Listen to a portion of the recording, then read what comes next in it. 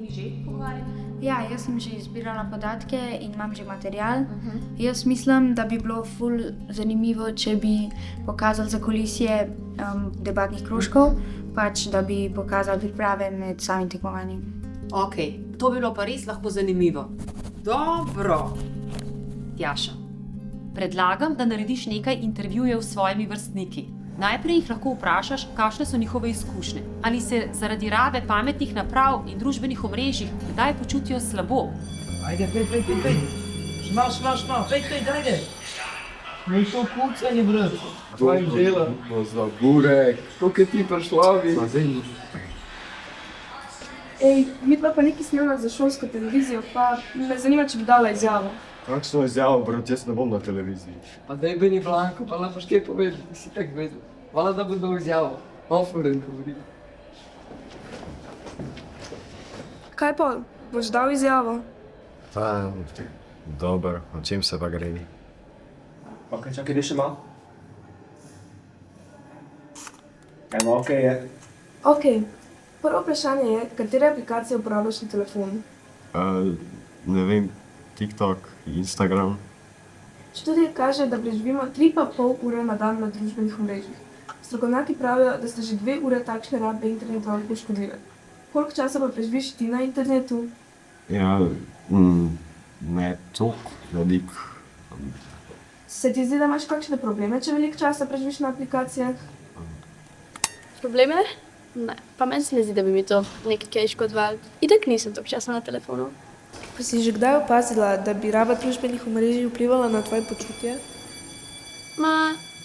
Itak je vse to bolj za zafrkancijo. Ti raba družbenih omrežij kdaj krade koncentracijo in spanec? Mislim, ocene imam že kar dobre.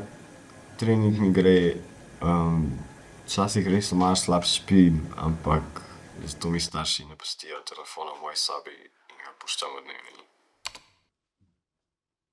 Fajn je. Všeč mi je, kako si ju spodbudila k razmisleku s konkretnimi podatki. Zdaj pa predlagam, da naredita intervju še šolsko psihologinjo.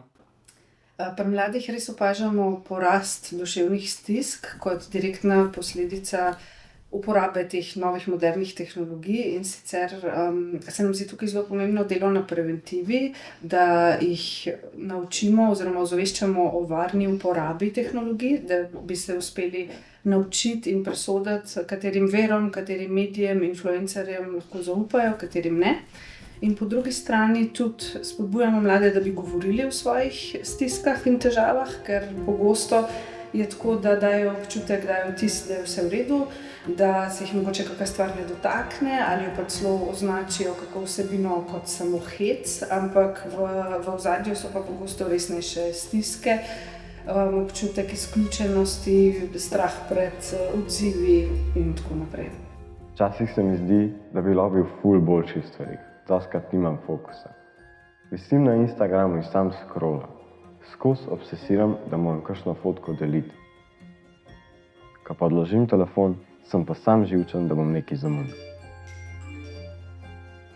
Vsi se mi tak zdijo bolj uspešni, bolj sposobni, da imajo stvari, ki jih jaz nimam. Veliko govorimo o spletnem nasilju, ki je seveda zelo pereč problem.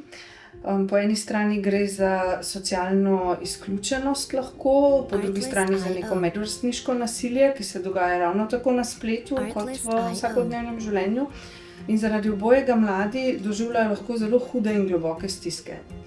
Po drugi strani se pa tudi pojavljajo pogosti problemi, težave s samopodobo, zaradi izpostavljenosti mladih tem raznim idealnim podobam, ki se kažejo na spletu, na teh družabnih omrežjih, zaradi katerih potem mladi doživljajo občutke manjvrednosti, sramu, obupa.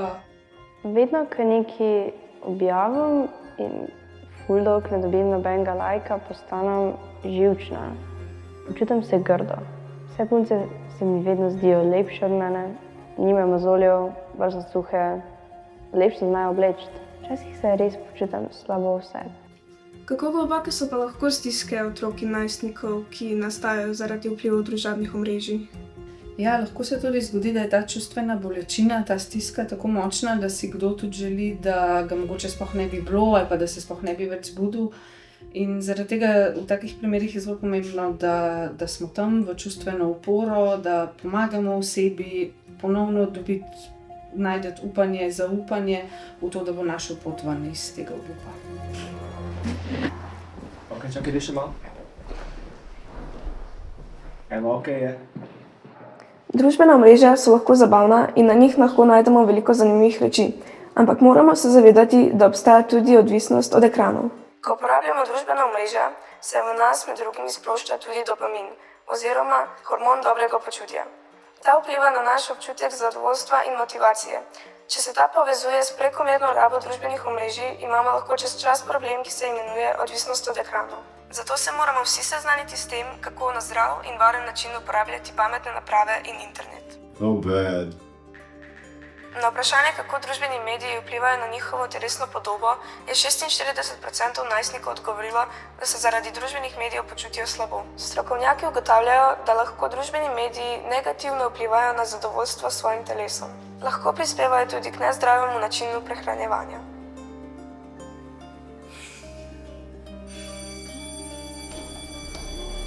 Jaša, ful ste dober prispevek naredili. Ti je bil všeč? Ja, pač prej sem mislila, da sem jaz čudna, da me take stvari iz Instagrama pa TikToka preznajo, ampak v bistvu tudi drugim ni okej. Ker vsi na ulici gledajo super pa fajn, ampak pol, če pa kdo reče, da mu je bad, ga pa vsi čudno gledajo. A greš na malco? Ja.